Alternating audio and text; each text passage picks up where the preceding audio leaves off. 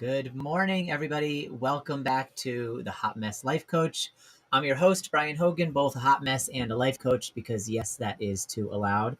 And this is the show for people trying to get it together while the world seems to be falling apart.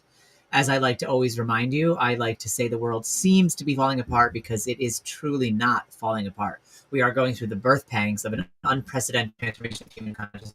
I fully and firmly believe this, and we will come out on the other side in a situation where there is a lot more love, a lot more peace, and a lot more harmony. Doesn't mean it's going to be easy. It's going to be a super fast road to get there, but it is the trajectory we are headed on. We can see obsolete ways of thinking crumbling around us all the time. We can see institutions crumbling around us all the time. We can see things that we thought were safe that are no longer safe, like the school systems, like the corporate retirement plans, like the stock market. There's so many things I could name where the system that has been in place for decades, centuries, or sometimes even millennia is no longer the system that's working. That's scary. That feels like a falling apart. But what it really is a crumbling of the old so that there can be a building of the new. It's a demise of the old and a birth of the new. So today, what I'd like to talk to you about is something we can do to navigate that process with a little more peace, with a little more grace, and that's how to miss the mark mindfully. I want to talk about mindfulness and failure and how those two things go together, because failure in our culture is the dirty F word, more than the other four-letter word that we use to talk about copulating. Failure is really the F word. It's the F word that we're scared of. It's the F word that we're afraid of. It's literally the grade, the letter grade we don't want to get on every test growing up. And so we're socialized to reject failure, to fear failure. And so because of that enculturation, because of that socialization, we miss the mark on what failure can actually bring us. We forget to be mindful in the failed state. And because of that, we miss all the gifts that failure actually can bring us. And there are many, many gifts. The Greek word for sin is harmatia. I think I'm saying that right. You scholars out there watching, maybe it's harmatia. I don't know. To me, it just sounds like the cheese, Harvati. And I said that wrong too. But either way, the word is for sin is something like harmatia. And it's simply an archery term. And it just means miss the mark. So the word sin, if you translate it from the Greek, it means to miss the mark. That's all it means. It doesn't mean to be bad. It doesn't mean to be wrong. It doesn't mean to anger God or that you're going to hell. It just means you aimed high and you missed. We sin when we miss the point of life. That's all. We just missed the point. We got to get back on track. So sin is not a dirty word. It's not a word for us to feel guilty about, but it's just rather a simple reminder that we can always try again. That's what it really is. It's an encouragement to try again. Archers hit bullseyes because they practice. It's very rare that somebody just steps up to the plate, if you even call it a plate in archery, pulls their thing back, lets it fly, and slams into the bullseye. And if they do, that's beginner's luck. That's not skillful archery. Skillful archery comes with practice, just like skillful living comes with practice. Learning happens in stages, very predictable stages, one of which is repetition. So too, the learning of how to be alive, how to be functional, how to fail and not give up. It comes in stages. How to be graceful, how to be gracious. It comes in stages. Repetition is a big, important part of that process. But because we think of failure as shameful, as scary, as humiliating even, as something to be avoided, we forget that the actual response to failure, the skillful, mindful response to failure, is to not give up, is to try again, is to repeat, to get your reps in. Repetition, repetition, repetition. It's like going to the gym. You can't lift the weight just once and expect to get stronger. You have to lift them over and over and over again. And then, cruel trick of the world, as soon as it's easy to lift all that weight, you have to add more weight if you want to keep getting stronger and keep getting better and keep being more skillful. And then you have to lift again and lift again and lift again. So effort takes just that effort. It's work. It's not always easy. It's not always a possible thing, but it does lead you to success. And the way that you get to your success, whatever your success is, whether that's something from achievement culture, from productivity culture, whether it's a success in your own internal landscape, whether it's the success of healing a trauma, whether it's the success of forgiving a relative who, by all outside metrics, doesn't even deserve your forgiveness. Whatever it is you're aiming at, whatever it is you're shooting for, that success will elude you if you give up. And the main reason people will give up, excuse me, is because they fail and they assign meaning to the nature of the failure that makes them feel shame, that makes them feel guilt, that makes them feel fear, that makes them feel less than, unwanted, not good enough. It's those feelings, the meanings we give to failure, not the failure itself, that causes us to stop dead in our tracks. In our culture, failing is scary because in our culture, failing is disgraceful. It's shameful. We don't like it when we see it, and we don't like it when we do it. In effing school, like I said, is the dreaded grade that makes us feel awful. It makes us feel like we're less than. It makes us we feel the scowl from the teacher boring into the back of our skull. We are not good enough. That's what failure makes us feel like. So we reject it and we fear it. But it's not the truth. The truth is, failure is a friend, if we can let it be. Failure is a friend. It's an ally, providing the most honest feedback about where we can tweak our efforts to get closer and closer to the bullseye. Failure does not bullshit us. If we failed, we failed. It didn't work. The thing we were trying to do didn't work out. Failure does not sugarcoat things. Either we nailed something or we did not nail that something. The feedback from life in this way is unequivocal. The issue is when we add all of the extra meaning to our failures that aren't there. The failure has in it the gift of its honesty, the gift of its truth, the truth that sets us free. Oh, that didn't work, so let me tweak it. Let me try something else. But instead of meeting our failure with wonder and curiosity and acceptance and surrender, which is where we can see the gift in the failure so clearly, because we would be being mindful about it. When we're mindful about the way we miss the mark, we can see inherently the gift in missing the mark, because it tells us exactly how we need to adjust things to try to hit the mark next time. And if we miss the mark again, that failure tells us exactly what we need to do to try to hit the mark the next time. So it's hard, though. It's hard to notice that because of the meaning that we as a culture have given to failure. The meaning that we've given to failure is that you're a fuck up, that you're a screw up, that you're not enough, that you're bad, that you're wrong, you should be ashamed of yourself, you're incompetent, you're a fraud, you're an imposter, you're beyond your depth.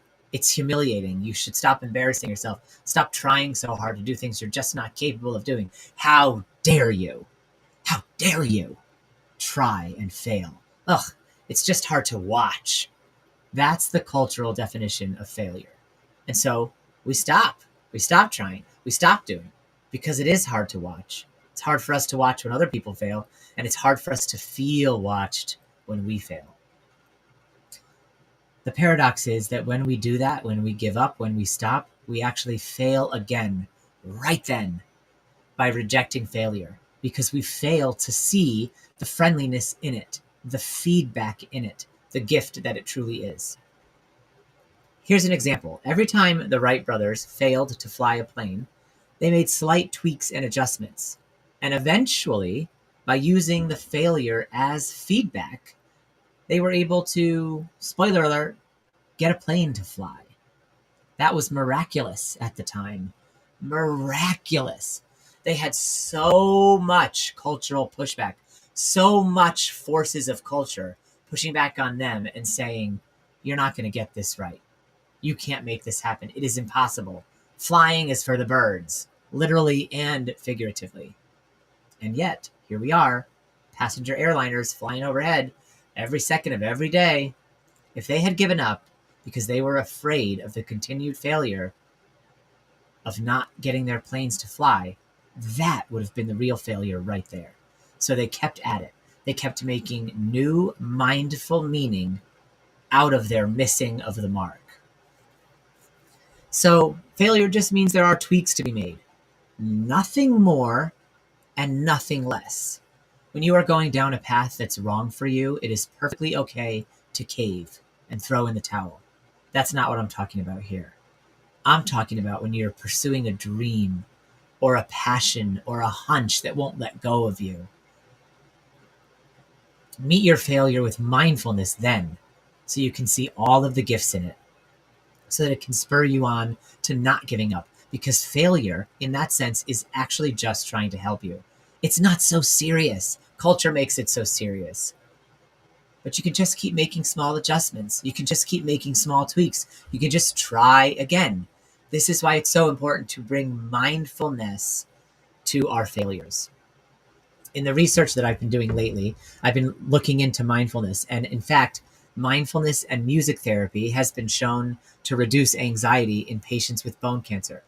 Bone cancer. So they missed the mark on health in some way. Not that they're to blame. I don't mean it like that, but like they're in a place where their body is failing them. It is a place of failure, right? Not personal failure, not moral failure, not cosmic failure, organ failure I'm talking about. And yet, through mindfulness, combined with music therapy, they're lessening their anxiety and they're raising their quality of life. So they're not letting failure be the end of the story. There's also a new type of CBT. CBT is like the gold standard in psychotherapy right now. It stands for cognitive behavioral therapy, and it has its limits and it has its benefits, but there's a new version galloping into the emerging literature called mindful CBT. Mindful CBT is a way of slowing everything down that you do in CBT and bringing your full awareness to it. And that is also being shown to have as clinically significant results, if not even more clinically significant results, in many, many different patients in many, many different populations as regular CBT. And regular CBT is the thing everybody is like putting in their pipe and smoking right now in the therapeutic world. So for something to be overtaking that or equalizing to that is pretty miraculous right now. And that's mindfulness. Just being mindful, just slowing your roll, dropping all the meanings you're assigning to things that are extra, that aren't real, they're just mind stuff. And instead getting into the present moment and saying, okay, what does it really mean that this didn't work out for me? Does it really mean I'm bad and wrong? Does it really mean I have anything to be ashamed of? Or does it just mean I need to tweak the thing a little bit and see if I can get it purring, see if I can get it running better? So here's something for me. Here's a story that like this is something I've gone through. So I'm a filmmaker now.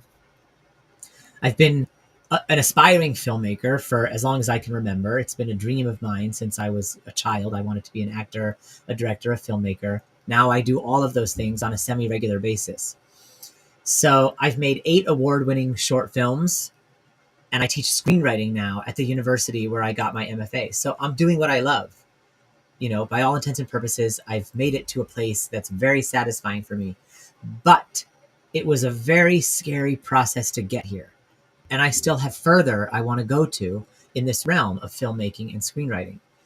So I want to give you a story that when I first started film school, we were doing directing exercises. And that's basically like you get an assignment from your directing teacher and you're sent out into the world with a camera and a dream and nothing else. And you're told to direct a scene, make it dramatically compelling, make me believe. Okay, fine, I'm going to try. So the first couple directing exercises were literally utter failures. I mean, they were so boring. They were so boring to watch. Like I can't even stress enough to you how boring they were. Like I have barely gone to look back at them. That's how terrible, like utterly atrocious they were. But I'm not saying that with shame right now. I felt that then. I felt terrible then. I felt like, oh, I'm not up to this. Oh, I should just give up. These exercises are something an amateur would do. A kindergartner could do better than me. And as I added all that meaning to those failures and those directing exercises, it made me want to stop. It made me want to give up. It made me want to drop out. It made me want to go back to California and rejoin the weed business. But instead, I said, no, I'm going to stick it out. And I started to learn from the mistakes I was making. I brought mindfulness to my missing of the mark by slowing down, by practicing all the breathing exercises my life coaches had taught me. And I eventually came out on the other side of this scary failure. I failed on sets. I failed while producing. I used to think reshoots was a dirty word because it meant you didn't do it right the first time. But now, after doing so many reshoots for so many of my short films, which have now gone off to film festivals around the world and won awards, I realized they're just a way of making sure the final project is a success. They are not due to failure, but the result of feedback. Failure is really feedback. So eventually in my directing class, after 7 weeks and 3 directing exercises that were utter failures, I did my next one. And it was like a rendering of Little Miss Muppet. That's what we all had to do. It was like direct a scene from Little Miss Muppet. Like, it's tweak it if you want to. So I set it in modern day and I kind of made it a horror story on Halloween. That was my concept for it. And in class, the teacher said, you had a visual breakthrough. And I was like, oh my God, thank you. And I actually felt it too. Like, I watched that and I was like, yes, like I was making deliberate and intentional choices based on all the feedback I had received from the students, from the teacher, from my own mind, all the feedback, because I didn't let it overtake me, because I allowed myself to be mindful about it, because I didn't give in to the story, the false belief that the failure meant something about me. The failure didn't mean I had to throw in the towel. I had to give up. I wasn't up to this. The failure meant there's something more you can do here. There's another way to approach this. There's another technique that you haven't learned yet that you can try.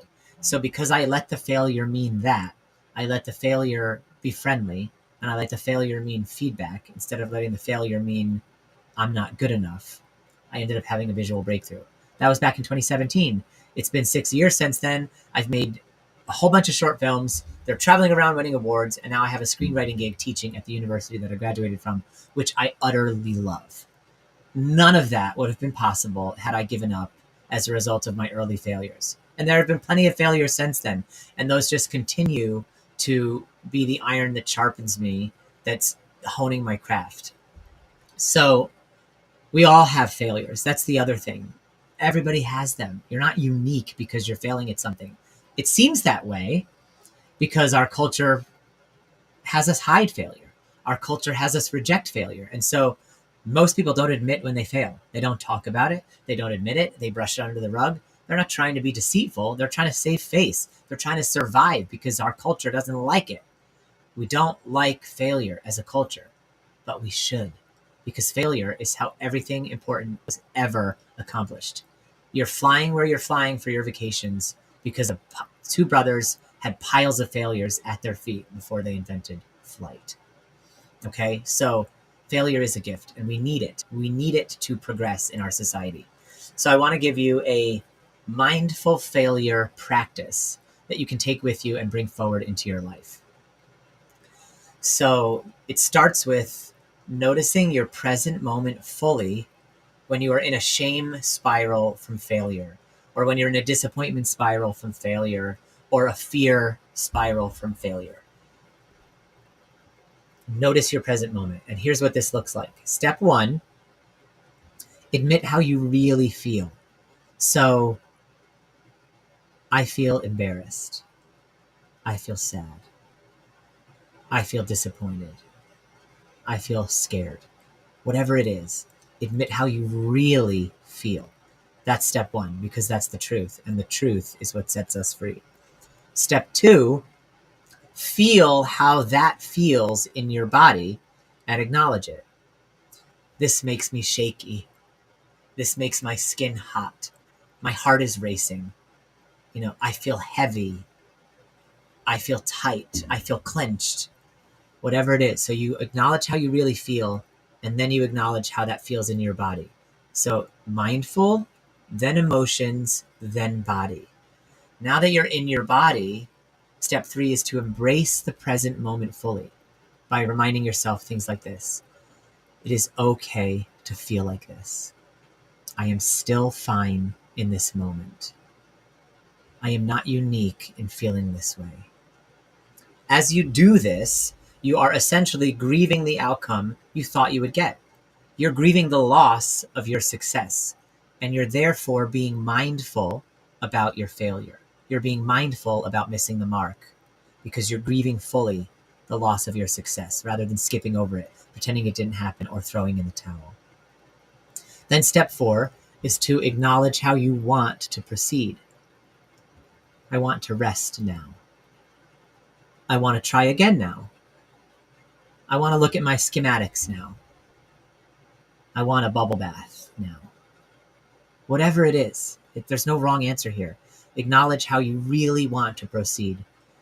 Contemplate it, feel for it in your body, feel for it through your emotions, and then acknowledge whatever comes up. And whatever comes up, do it. And do it mindfully. It might not be jumping right back in and trying again in that moment. There might be some more grieving to do. It might be, I want to curl up and take a nap now. Then do it. Do that.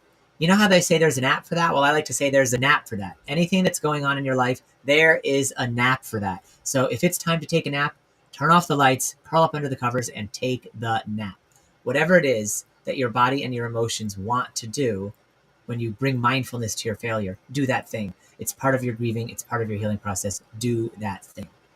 Progress is made faster by grieving fully our losses, as much as by celebrating our successes, maybe even more so. This is processing emotions, and it leads to more calm and more peace because it is a way of mindfully self-regulating.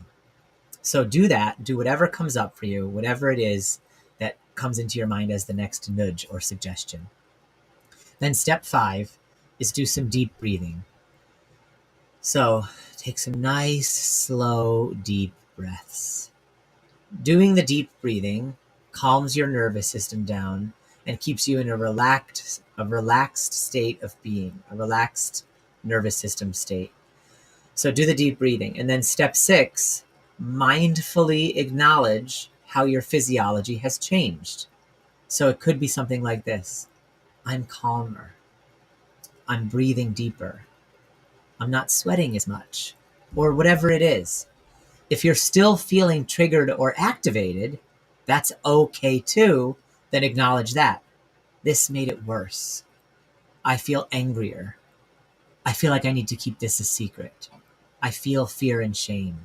I feel dread in the pit of my stomach. Whatever it is, however your physiology has changed, whether for better or worse, step 6 is to acknowledge that change. If you're in that second category, where it stayed relatively the same or got a little worse as you brought mindfulness to it, that's totally normal because we are taught in our culture to sort of run from the present moment, to run from an awareness of our feelings. So sometimes when we first step towards our feelings, it's like, whoa, didn't know that was there. And it feels worse. That's okay. That's to be expected. That's normal. If that's you, then repeat steps 1 through 5 again until you feel another kind of shift. And you might repeat steps 1 through 5 a gazillion times. You might repeat them twice. You will feel a shift though, because this is what grieving our failures looks like. And grieving is healing. Grieving is the healing process. So this is meeting your failures with mindfulness, which overcomes the cultural stigma associated with failure, so we can use it to our full advantage. The way we use failure to our advantage is seeing in there what is being reflected back to us, the tweaks and adjustments that need to be made for us to get the result we want. So failure is trying to lead us to success always. But when we add all these emotions on, all the stories on, all the cultural stigmas on, it's very hard for us to see what failure is telling us. Oh, make this tweak. Try it this way. Go back and read the book again. Whatever it is. So that's what I have for you today.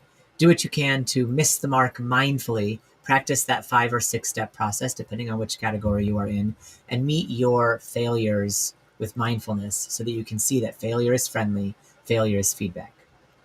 Thank you, everybody, for tuning in today. or from the future if you're watching this later, or on the podcast if all you're doing is hearing a disembodied voice. I appreciate you. I love you. And I'm so thankful that you're here. If you know of anyone who might benefit from what you heard here today, then please share this with them, tag them, like it, tweak it, link it, whatever it is that you do out there in social media world. And if you want to learn more about me and what I do, then you can visit my website at thebrianhogan.com for more information or to apply for coaching. In the meantime, see you all next week for episode 11 on Thursday, March 16th at 10:30 a.m. Eastern. Until then, be hot, be messy, and be blessed. Much love, and thank you so very much for being here.